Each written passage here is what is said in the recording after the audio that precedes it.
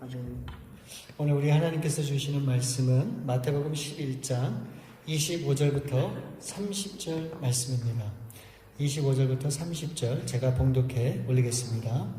그때 예수께서 대답하여 가라사대 천지의 주제시이신 아버지여 이것을 지혜롭고 슬기 있는 자들에게는 숨기시고 어린 아이들에게는 나타내심을 감사하나이다. 옳소이다. 이렇게 된 것이 아버지의 뜻이나이다. 내 아버지께서 모든 것을 내게 주셨으니 아버지 외에는 아들을 아는 자가 없고 아들과 또 아들의 소원대로 계시를 받은 자 외에는 아버지를 아는 자가 없느니라. 수고하고 무거운 짐진 자들아 다 내게로 오라. 내가 너희를 쉬게 하리라. 나는 마음이 온유하고 겸손하니 나의 멍에를 메고 내게 배우라. 그리하면 너희 마음이 쉼을 얻으리니 이는 내 멍에는 쉽고 내 짐은 가벼움이라 하시니라.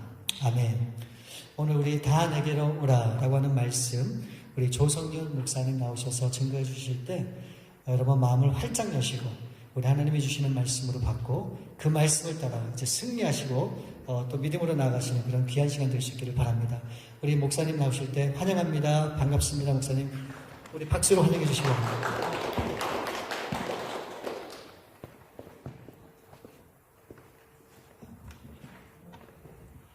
예, 반갑습니다. 저는 우리 박영철 장로님 친구, 청주에서 목회를 하고 있습니다. 사실 서서 설교하는 거는 아마 수십 년 만에 처음 같아서 조금 어색하기도 합니다. 왜냐면 제가 몸이 안 좋은 관계로 몇십 년 동안 늘 앉아서 모든 설교를 했었는데 여기 또 상황이 서서해야 되니까 또 그렇습니다. 제가 읽은 책 중에 한 20여 년 전에 읽었던 것을 기억이 되는데 미국에서 목회하시는 이나마 목사님이라는 분이 쓰신 예수님 짤이라는 책을 기억이 납니다. 사람의 가치가 얼마나 되느냐 사고가 나면 그 사람의 가치를 이렇게 계산을 해가지고 배상을 하곤 하지 않습니까? 사람의 가치가 얼마나 되느냐 그의 능력과 그의 직책과 그의 어떤 위치에 따라서 가격이 매겨집니다. 이나마 목사님은 그래서 그리스도 예수 안에 있을 때 사람의 존재 가치가 있다. 그래서 예수님 짤이라고 그렇게 표현을 했습니다. 오늘 본문에 예수님은 우리를 부르십니다. 다 내게로 오라. 당신은 왜 예수님을 믿습니까? 왜 사람은 예수에게로 가야 합니까? 그 안에 거할 때 인생의 존재의 가치가 참다운 가치를 누릴 수 있기 때문입니다. 구약 성경은 하나님이 사람을 지으시고 보시기에 좋았지만은 그 사람들이 하나님을 거역하고 사단의 미혹된 말에 속아서 그래서 하나님의 동산에서 쫓겨났다는 것이죠. 선악과를 먹었다고 합니다. 자기 생각해 보니까 이건 먹으면 내가 지혜도 뛰어나고 모든 게 잘 될 것 같다. 어느 정도까지요? 하나님처럼 될 것 같다. 사단이 미혹한 말이 그대로 인정이 되어져서 행동으로 옮겼습니다. 그리고 선악과를 먹었는데 그 성분 때문인지 금방 그 사람의 삶 속에 무엇이 나타납니까? 두려움이 오고 부끄러움이 생기고 함께한 사람과도 변명을 하면서 미워지고 반목하게 되어지고 삶의 고통이 오고 고독한 가운데 인생이 뭔가 허망과 절망이 그를 엄습을 합니다. 결국 하나님과 살 수 없는 존재로 타락, 변질이 되어서 하나님의 동산에서 쫓겨났다는 것이죠. 그런데 그런 사람을 향해서 하나님이 측량할 수 있는 사랑으로 찾아오셔가지고 계속 그들을 어느 한 자리로 부르십니다. 그 자리가 가나안 땅, 약속이 있고 젖과 꿀이 흐르는 축복의 장소라고 하지요. 그곳에 하나님의 집 건축할 것이고 하나님의 통치가 이루어서 평화의 나라가 이루어질 것이다. 하나님의 구원의 손길이 구약성경에 계시되어 있습니다. 그 핵심은 한 자리입니다. 이 자리로 이끄시기 위해서 초자연적인 어떤 역사도 나타나고요. 여러 가지 전쟁에서 이기기도 하시고요. 그들의 당면한 문제들을 간구할 때 들어주시기도 하고 여러 사건과 그리고 여러 일들이 이루어집니다. 그러니까 초점은 건져서 하나님이 계시는 장소로 그들을 이끌고 와서 거기 거하게 하시려고 다 내게로 오게 하려고 하나님이 그들을 다루셨습니다.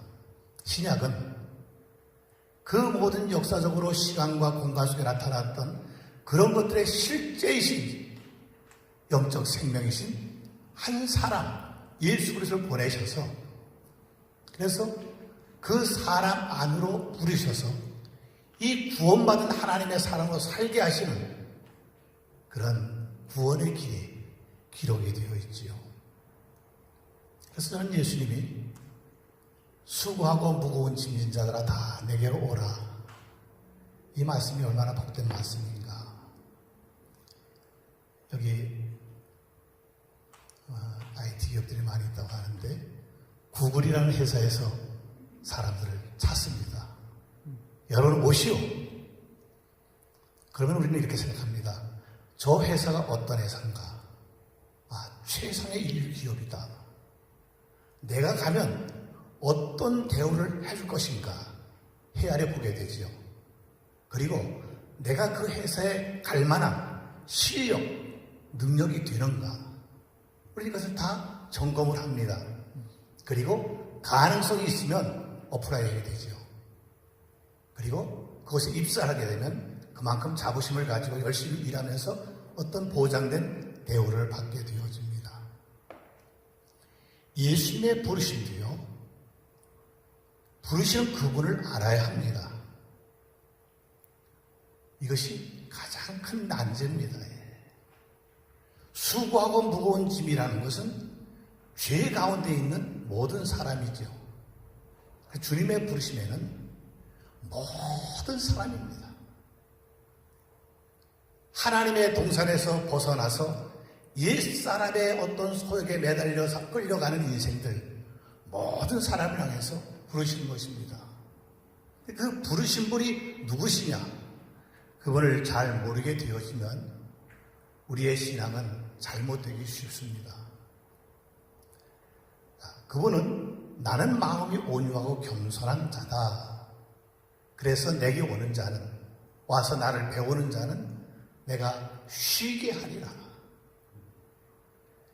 죄짐에 들린 자리에서 자유케 하신다는 말씀이고 해방을 주신다는 말씀이죠. 곧 내 마음속에 나도 모르게 들어있는 이 어떤 두려움과 또 고통과 분노와 사람 간에 연합되지 못하는 이기심과 허무가 되는 이런 어떤 수많은 요소들을 해결시켜줍니다. 그래서 그리스도 안에는 안식이 있고 기쁨이 있고 평화가 있고 자유함이 있고 영광이 있다는 것입니다. 원래 하나님이 사람을 지으셨을 때 보시기에 좋았어. 그래, 이 사람을 통해서 내 뜻을 이루고 내 영광을 나타내야지.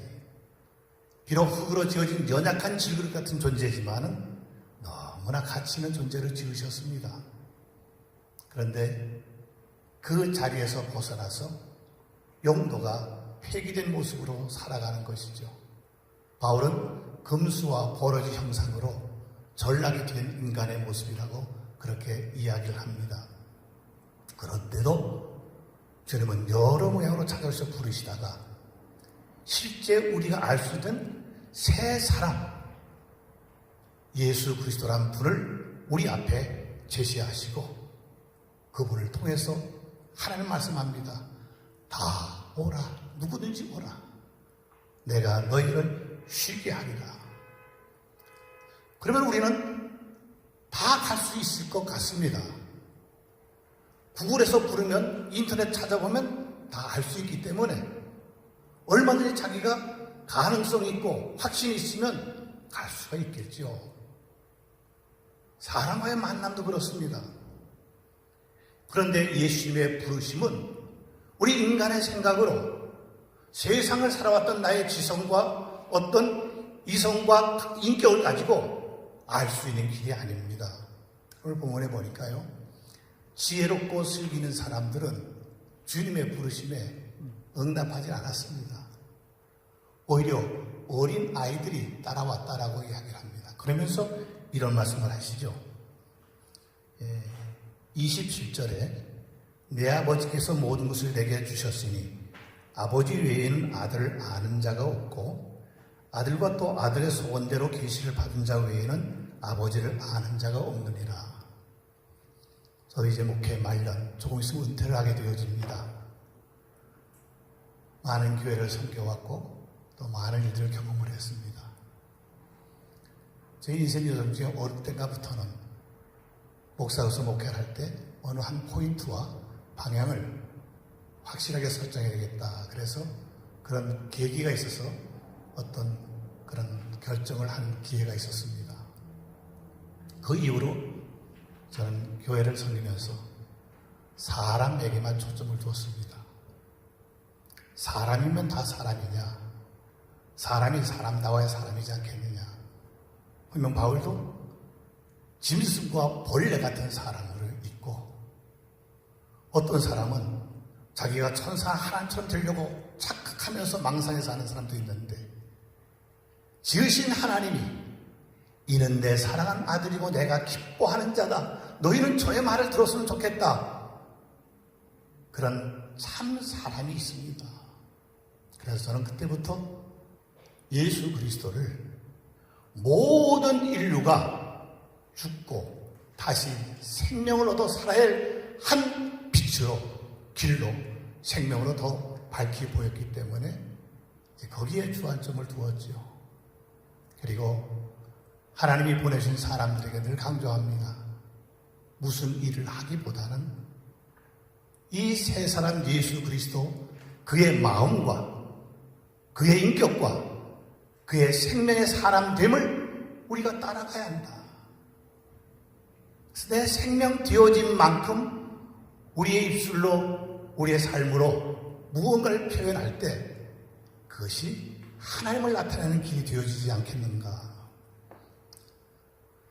예수를 안다는 것이 누가 가르쳐주고 알 수 있으면 얼마나 좋을까요? 오늘 본문에 아버지 외에는 이 아들을 아는 자는 없다고 그랬죠.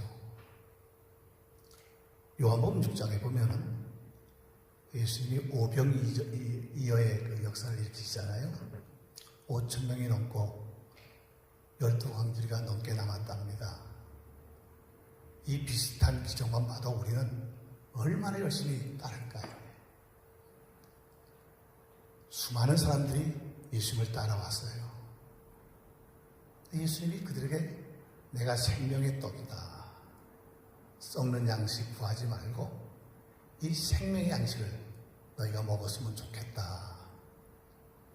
그래서 사람들이 무슨 말씀입니까? 어렵도다.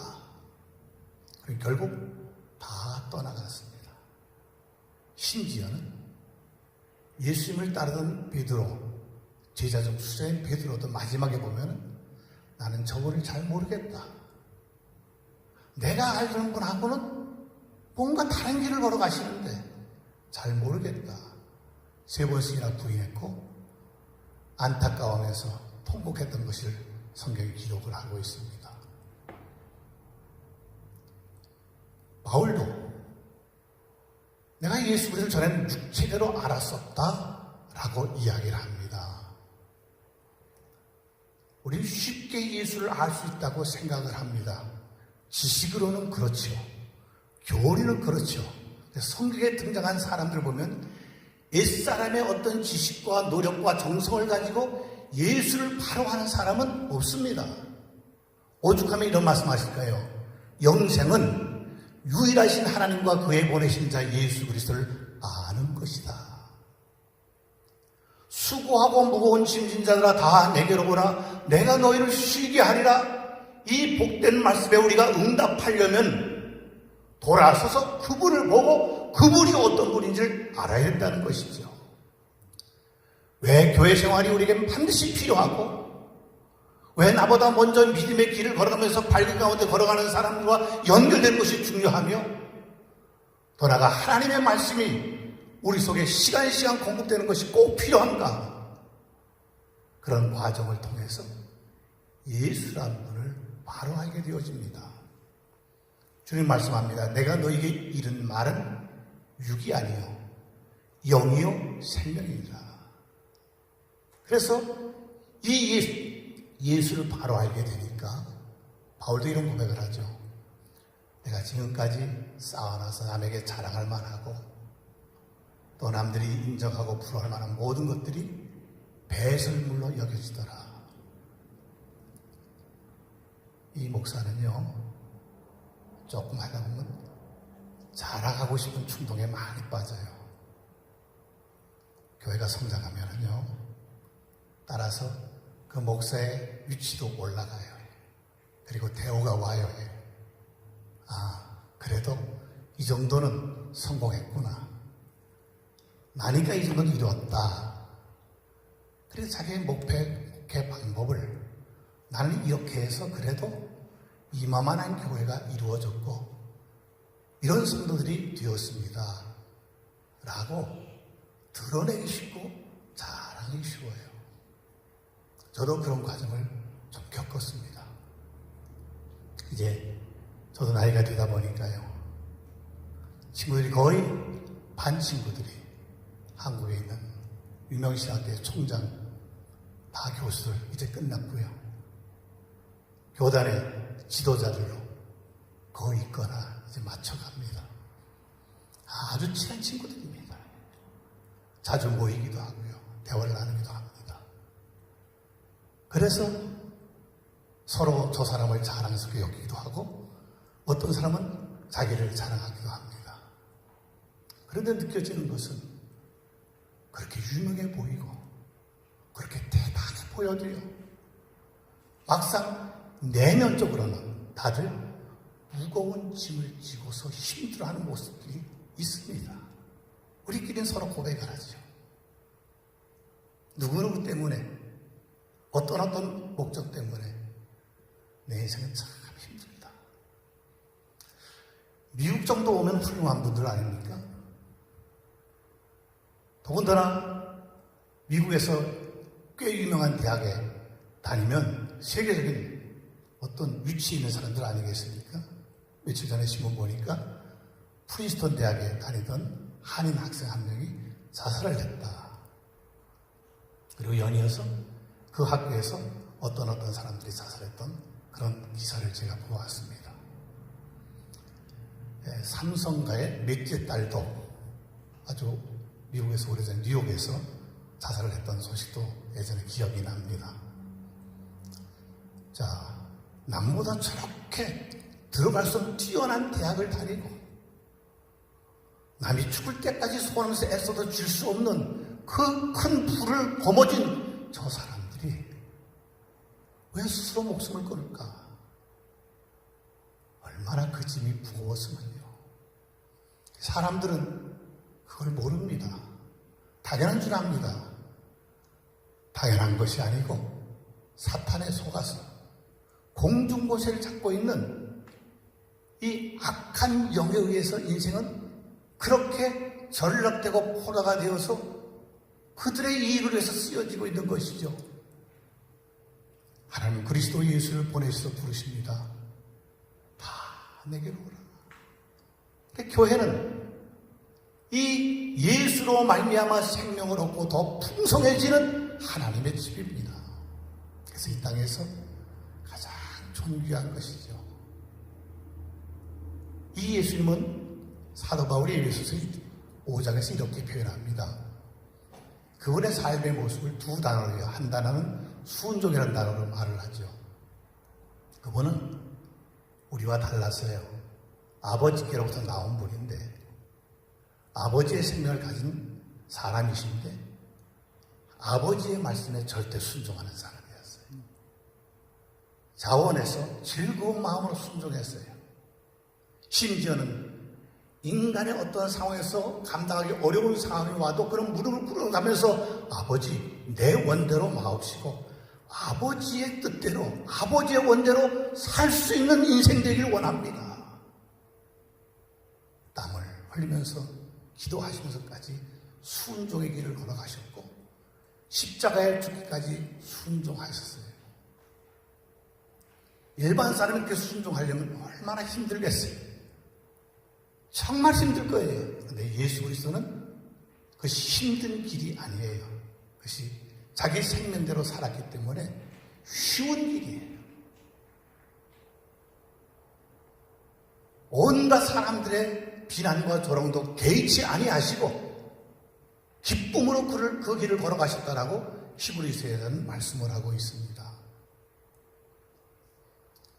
그리고 또 한 단어가 있습니다. 사랑이라는 단어입니다. 예수란 분, 하나님의 생명을 가지고 우리 이 땅에 오시어서 우리의 구원주가 되시고 우리의 빛이 되시고 우리의 길이 되시고 생명이 되시고 진리가 되신 그분은 하나님 앞에 말씀에 순종하는 삶을 사는 사람이었고 하나님이 주신 사람들을 사랑하는 사람이었습니다. 그 사랑의 초점은 그 생명을 아버지 앞에서 더 살려서 풍성한 삶 누리게 함이었죠. 그래서 예수님께로 가서 그 생명을 얻으면 거듭나서 하나님의 자녀의 자리에 서서 우리가 배워야 할 것이 무엇입니까? 그의 생명의 양식을 먹으면서 하나님 앞에는 더 온전히 순종하는 사람으로 하나님이 주신 사람들을 진심으로 사랑하는 사람으로 살아가는 것. 그것이 예수 그리스도의 모습이었습니다. 그의 생애에 누구보다 위대한 업적을 나타냈다라는 것은 없는 것 같습니다. 오히려 그런 측면에서는 실패자로 보입니다. 그분은 인류 앞에 영원한 생명의 삶의 길이 무엇인지를 보여주셨습니다. 그리고 누구든지 오면 새로운 피조물이 되어서 이 생명, 하나님을 아버지라 부르면서 그 생명만큼 하나님을 알게 되어지고 하나님의 뜻을 분별하게 되어지고 하나님을 사람들에게 증거하게 되어지고 하나님의 뜻을 이루게 되어지는 그 아름다운 순종의 삶을 살아가셨고 하나님 주신 사람들 사랑으로 살리면서 주 앞에 세우는 그런 삶을 살아가셨습니다. 어떻게 이것이 가능한가? 제 개인적으로는 그분이 이렇게 우리 앞에 오심의 과정을 보면서 우리에게도 이런 은혜가 임해야 되는구나. 내가 남보다 공부를 많이 하고 남보다 인격 수양을 하고 남보다 재능을 많이 갖추고 양심이 선해지고 정성과 열심이 있으면 그런 삶을 살아갈 수 있겠는가? 그것이 아니라 그리스도 예수를 보니까요. 그건 성령으로 나신 분이다라고 증거합니다. 성령으로 나신 분, 생명의 영으로 나신 분이기 때문에 생명의 역사를 따라서 이 땅에 사셨습니다. 우리는 나 보기에 좋은 것과 내 생각에 합당하고 의롭다고 여겨지는 그것을 따라 살아갑니다. 당연히 그럴 수밖에 없지요. 예수라는 분은 생명의 역사를 따라 살아가셨습니다. 우리는 아론의 반차를 따라서 그것이 인정되는 세계를 우리는 추구합니다. 성경은 멜기세덱의 반차, 무궁한 생명의 길이 있다고 증거를 하지요. 그리고 예수님은 말씀이 육신이 되어서 우리 가운데 오신 분이다라고 합니다. 생명의 말씀의 사람이 되신 분이구나. 예수 그리스도를 배워라.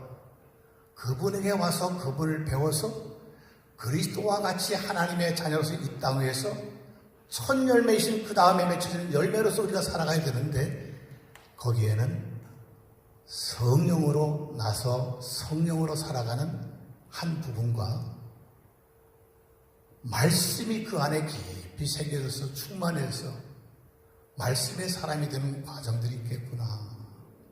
그 말씀이 하나님의 말씀이고 생명의 말씀이죠.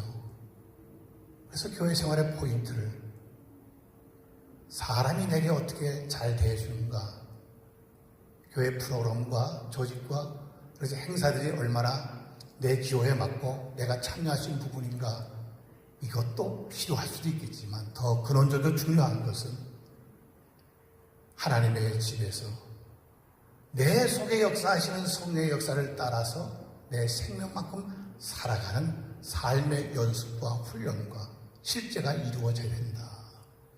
그리고 날마다 그 생명의 말씀이 내게 깊이 새겨져서 그 말씀으로 넘쳐지는, 말씀이 충만한, 말씀이 풍성해진 사람으로 변화 성숙되는 과정이 중요하다.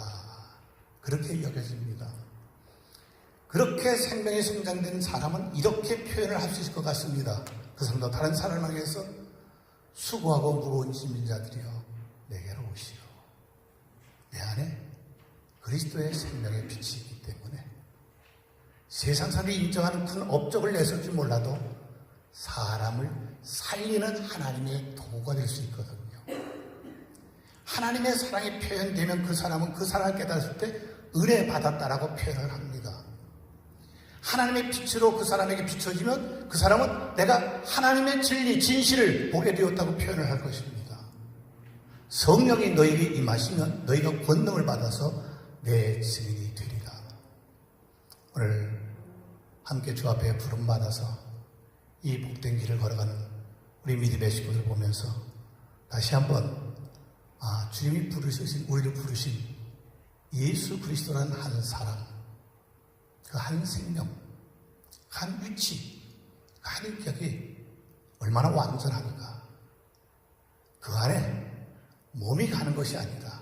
단순히 마음이 가는 거라. 새로운 사람의 자리에 거듭나서 서게 되어지면 반드시 안식이 있습니다. 거기에 평화가 이루어지고요, 기쁨이 넘치게 되어지고요, 자유함이 있습니다. 그리고 영광스러운 사람입니다. 고맙게도 나이가 들수록 네 앞에 영광스러운 사람이 누구냐? 예전엔 큰 자였어요. 큰 자였습니다. 같이 목회를 하는데 누구는 수천 명, 수만 명이 되어집니다. 기껏 했는데 1000명이 넘질 않아요. 왜 나는 안 되는가? 예배당을 아무리 크게 좁아도 안 됩니다. 그래서 큰 자가 부러웠습니다. 그런데 지나면서 그것이 그렇게 자랑거리가 안 되는구나. 그리스도 안에서 내 생명이 되어진 만큼 사는 게 복입니다. 마르다라는 여인, 마르야라는 여인은요, 가장 귀한 향유, 옥합을 예수님께 부었답니다. 예수를 잘 알고 따라다닌다는 제자 중 하나가 이렇게 이야기합니다. 왜 그렇게 쓸데없는 짓을 해요? 그걸 팔아가지고 가난한 자들에게 나눠주면 얼마나 좋겠어요. 세상적인 지식으로는 맞는 말입니다. 그러나 하나님의 나라는 생명의 나라입니다. 생명된 만큼 내가 표현할 수 있고 생명된 만큼 살아갈 수 있습니다. 이것이 진실입니다. 근데 그 생명을 하지 않고 모양을 갖추는 것을 외식이라고 위선이라고 합니다. 특히 목사를 비롯해서 교회 오래 다닌 사람들이 빠지기 쉬운 자리입니다. 참 척하기 쉬워요. 그러나 우리의 외모나 행동을 보시기 전에 우리의 중심을 보신 하나님 아십니다. 그래서 늘 우리에게 소망하신 것이 무엇입니까?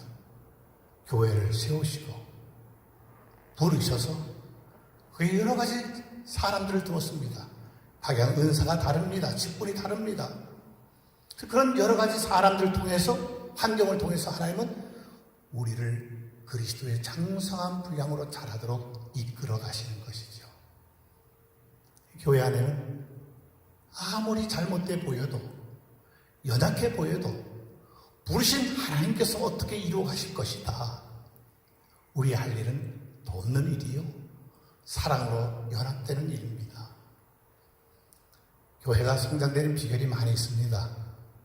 그 중에 저도 하나 조그만 것 한 부분을 이야기하라고 하면은요, 저도 뒤늦게 50이 돼서 개척을 한 적이 있습니다. 지금 그 교회 19년째 지금 섬기고 있는데요. 개척을 하고 얼마 안 되자 수많은 사람들이 왔습니다.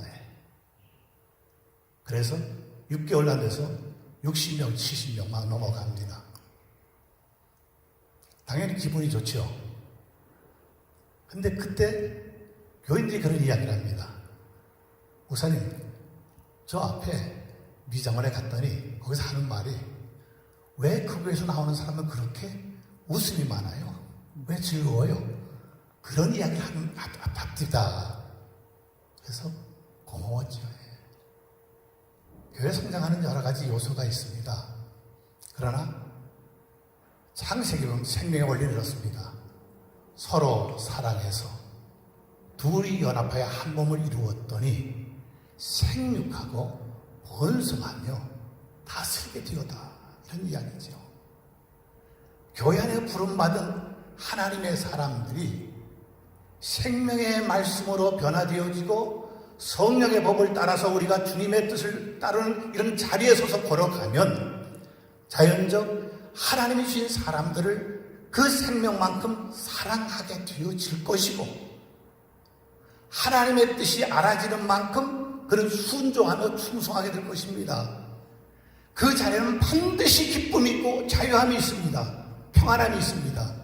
그래서 그런 사람들, 사랑과 순종의 사람들을 통해서 생육하고 번성해서 확장되는 그것이 참 복이 아니겠는가.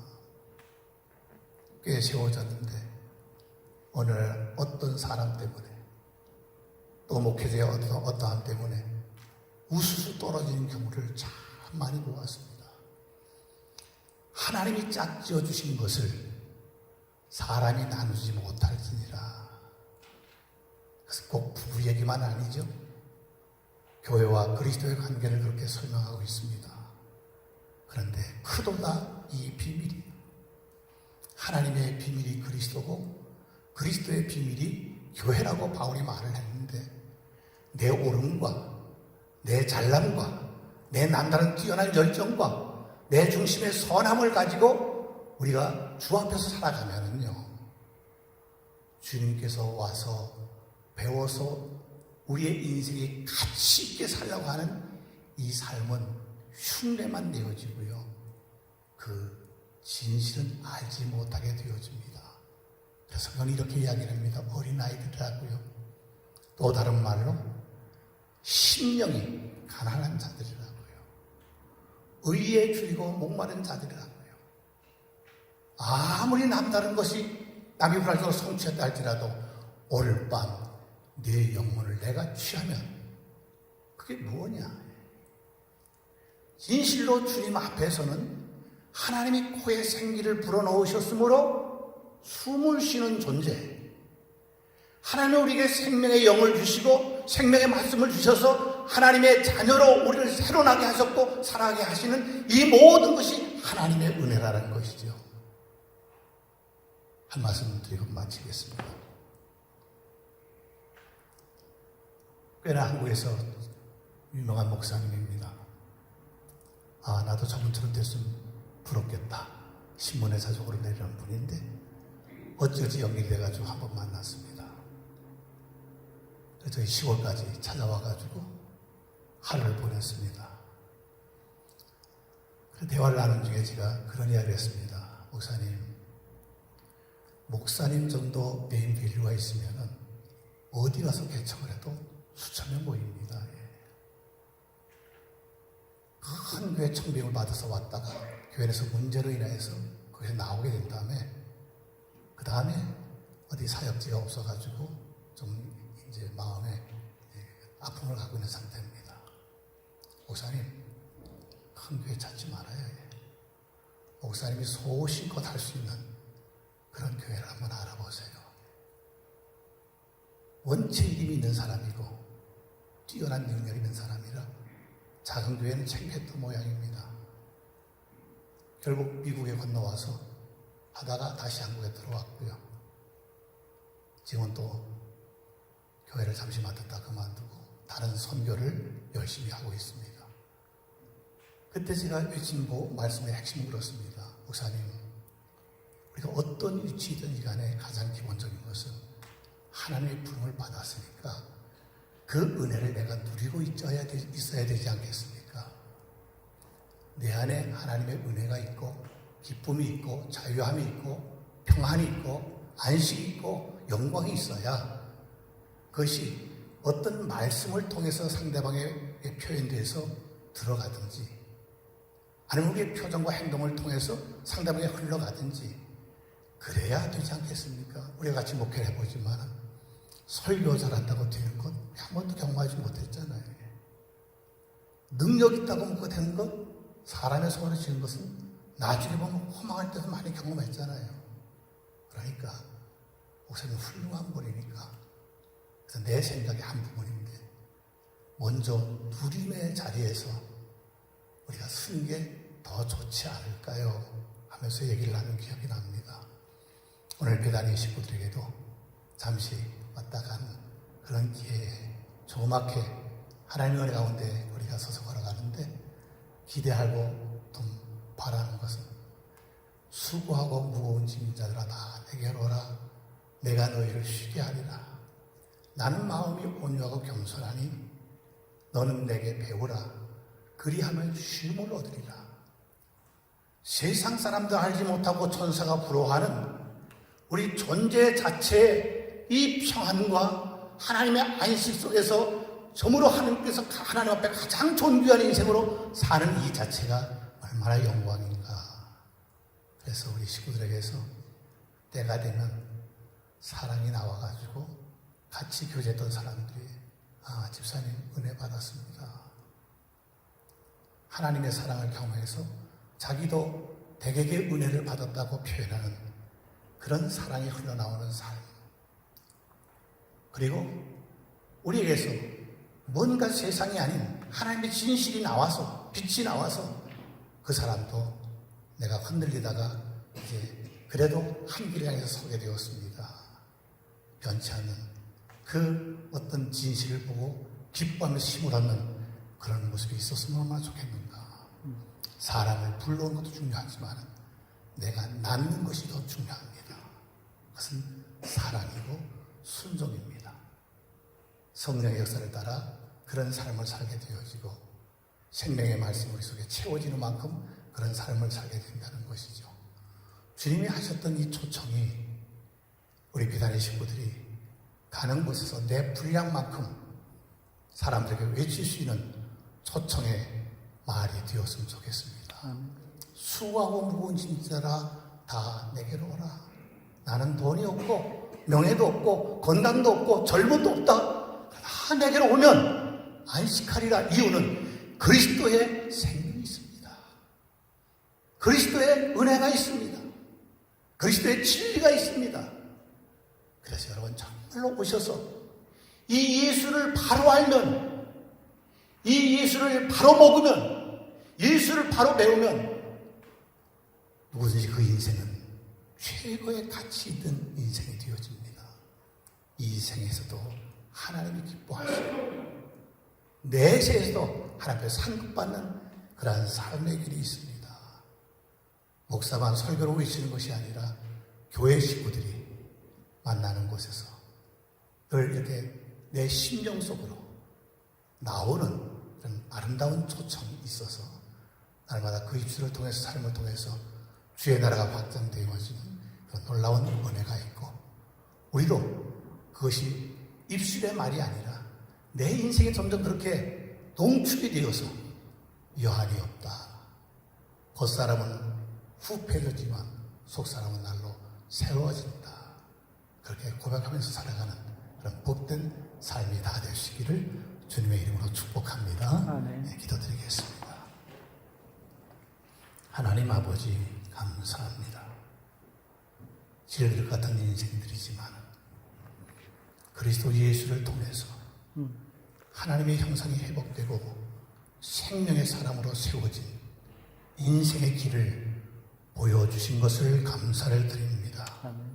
간구하옵나니 옛사람의 모든 것들을 벗어버리고 날마다 자기의 정과 욕심을 십자가에 처리하면서 더 가난하고 겸손하고 줄이고 목마르고 주님을 향해서 완전히 돌아서서 크게 입술을 열어 주님의 영을 따라 주의 생명의 말씀을 받아서 하나님의 사랑으로 걸음걸음 살아가기를 원합니다.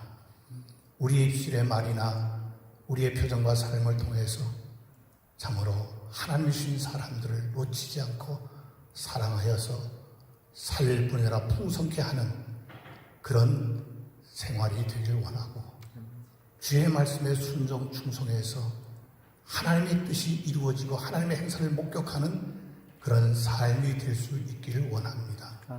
입만 무성한 자가 아니라 주님이 보실 때 내가 이런 열매를 맺었구나.